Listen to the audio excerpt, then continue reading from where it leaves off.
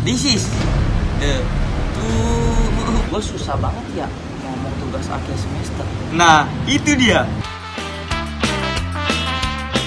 Perkenalkan, saya Muhammad Iksan Ardiansyah, mahasiswa jurusan Manajemen Perbanas Institut dengan NIM 20120000138. Pada video ini, saya akan membahas materi memperluas pemasaran dengan menciptakan keunggulan kompetitif untuk kepentingan ujian akhir semester mata kuliah yang diajarkan oleh Bapak Dr. Umbas Krisnanto SEMM. Tujuan pemasaran adalah untuk melibatkan pelanggan dalam menciptakan nilai dan menangkap nilai dari mereka sebagai balasannya. Perusahaan pemasaran yang baik memenangkan, mempertahankan, dan menumbuhkan pelanggan dengan mempertahankan kebutuhan pelanggan, merancang strategi pemasaran yang digerakkan oleh pelanggan, membangun program pemasaran yang memberikan nilai, melibatkan pelanggan, dan membangun hubungan pelanggan dan mitra pemasaran.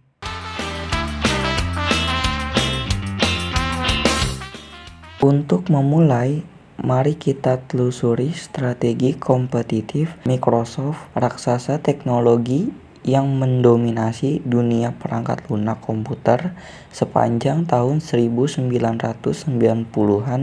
Produk Windows dan Office-nya telah lama menjadi must-have di pasar PC. Di dunia baru yang terhubung secara digital ini, Microsoft mendapati dirinya tertinggal di belakang yang baru.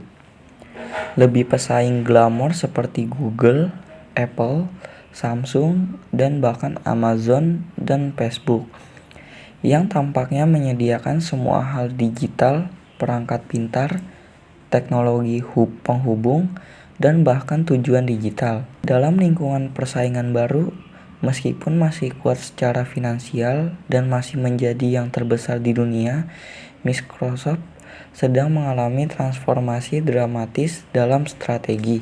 Tetapi dengan penurunan komputer pribadi yang berdiri sendiri dan lonjakan perangkat yang terhubung secara digital, mulai dari smartphone dan tablet hingga TV yang terhubung ke internet perkasa, Microsoft baru-baru ini menemukan dirinya berjuang untuk mengubah strategi pemasaran kompetitifnya di lingkungan digital yang cepat berubah. Raksasa teknologi ini sekarang menemukan kembali dirinya sebagai merek relevan yang tidak dapat ditinggalkan oleh konsumen di era pasca PC. Lebih dari sekedar membuat perangkat lunak yang menjalankan PC, Microsoft kini ingin menjadi perusahaan perangkat dan layanan digital lengkap yang menghubungkan orang ke komunikasi, produktivitas, hiburan, dan satu sama lain.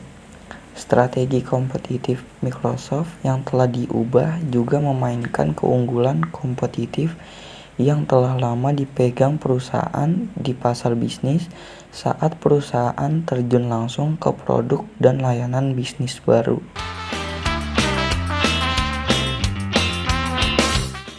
Perusahaan dapat mengungguli pesaing untuk memenangkan, mempertahankan, dan menumbuhkan pelanggan. Untuk menang di pasar saat ini, perusahaan harus menjadi mahir tidak hanya dalam mengelola produk tetapi juga dalam mengelola hubungan pelanggan dalam menghadapi persaingan yang ketat dan lingkungan pemasaran yang sulit. Memahami pelanggan sangat penting, tetapi itu tidak cukup. Membangun hubungan pelanggan yang menguntungkan dan mendapatkan keunggulan kompetitif membutuhkan penyampaian nilai dan kepuasan lebih kepada pelanggan sasaran daripada yang dilakukan pesaing. Pelanggan akan melihat keunggulan kompetitif sebagai keunggulan pelanggan, memberikan perusahaan keunggulan atas pesaingnya.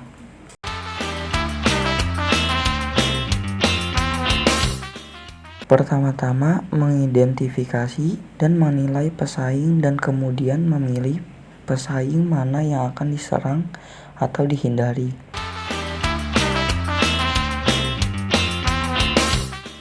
Biasanya, mengidentifikasi pesaing tampaknya menjadi tugas yang sederhana. Pada tingkat yang paling sempit, sebuah perusahaan dapat mendefinisikan pesaingnya sebagai perusahaan lain yang menawarkan produk serupa, dan mengidentifikasi pesaing tidak semudah kelihatannya.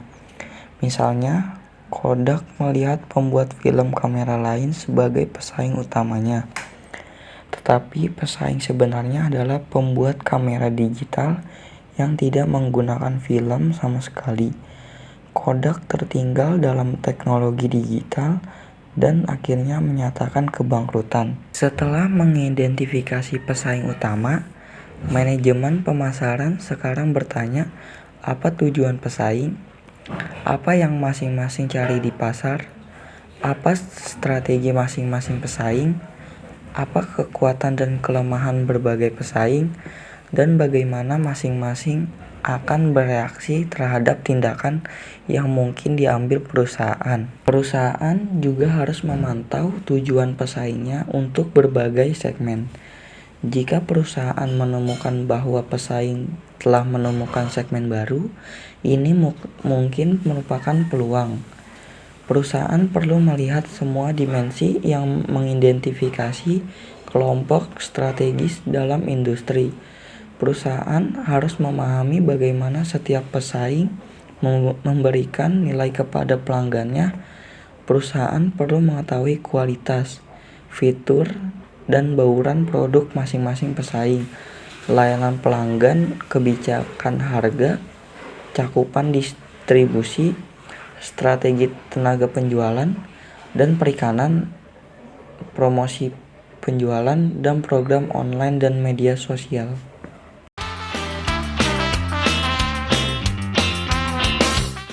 Perusahaan dapat mencoba membandingkan diri mereka sendiri terhadap perusahaan lain, membandingkan produk dan proses perusahaan dengan produk dan proses pesaing atau perusahaan terkemuka di industri lain untuk mengidentifikasi praktik terbaik dan menemukan cara untuk meningkatkan kualitas dan kinerja.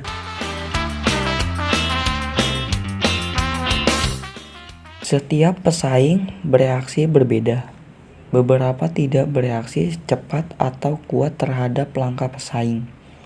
Mereka mungkin merasa pelanggan mereka setia. Mereka mungkin lambat dalam memperhatikan pergerakan, atau mereka mungkin kekurangan dana untuk bereaksi. Beberapa pesaing hanya bereaksi terhadap jenis gerakan tertentu dan tidak terhadap yang lain. Pesaing lain bereaksi dengan cepat dan kuat terhadap tindakan apapun.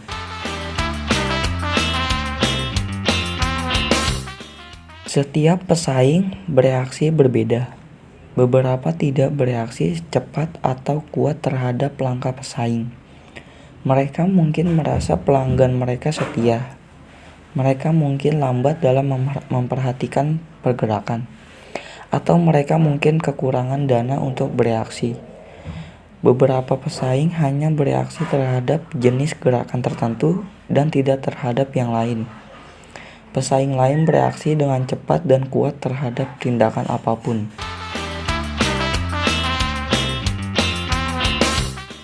Setelah mengidentifikasi dan mengevaluasi pesaing utamanya, perusahaan sekarang harus merancang strategi pemasaran yang luas agar dapat memperoleh keunggulan kompetitif. Tetapi strategi pemasaran kompetitif yang luas apa yang mungkin digunakan perusahaan? Mana yang terbaik untuk perusahaan tertentu atau untuk divisi dan produk perusahaan yang berbeda?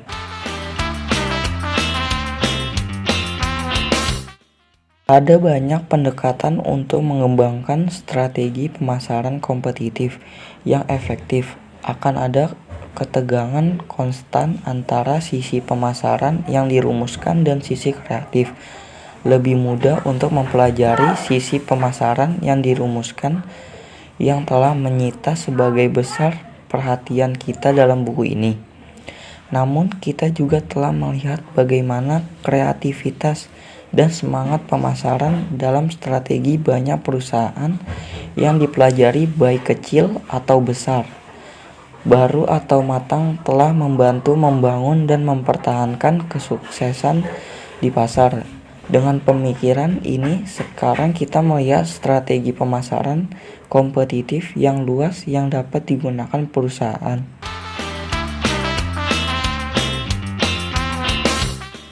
Mengklasifikasikan strategi kompetitif sebagai disiplin nilai sangatlah menarik.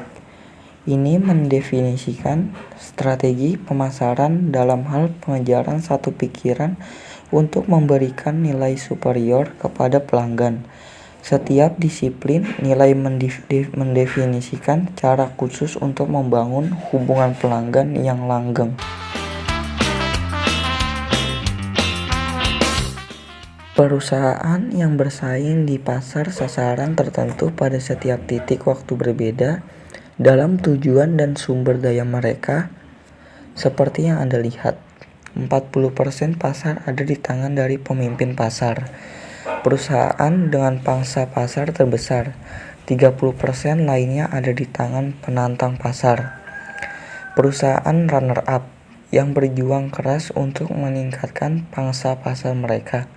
20% lainnya ada di tangan pengikut pasar, perusahaan runner-up lainnya yang ingin mempertahankan saham mereka tanpa harus goyah. 10% sisanya ada di tangan ceruk pasar, perusahaan yang melayani segmen kecil yang tidak dikejar oleh pihak lain.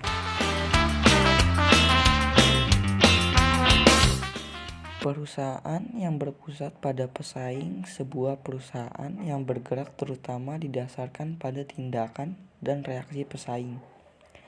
Perusahaan yang berpusat pada pelanggan, perusahaan yang berfokus pada pengembangan pelanggan dalam merancang strategi pemasarannya dan memberikan nilai superior kepada pelanggan sasarannya. Dalam praktiknya, perusahaan saat ini harus berpusat pada pasar, mengawasi pelanggan dan pesaing mereka. Thank you yang sudah nonton video gua. Tetap jaga protokol kesehatan. Jangan lupa like, komen, dan subscribe. Thank you. Bye bye.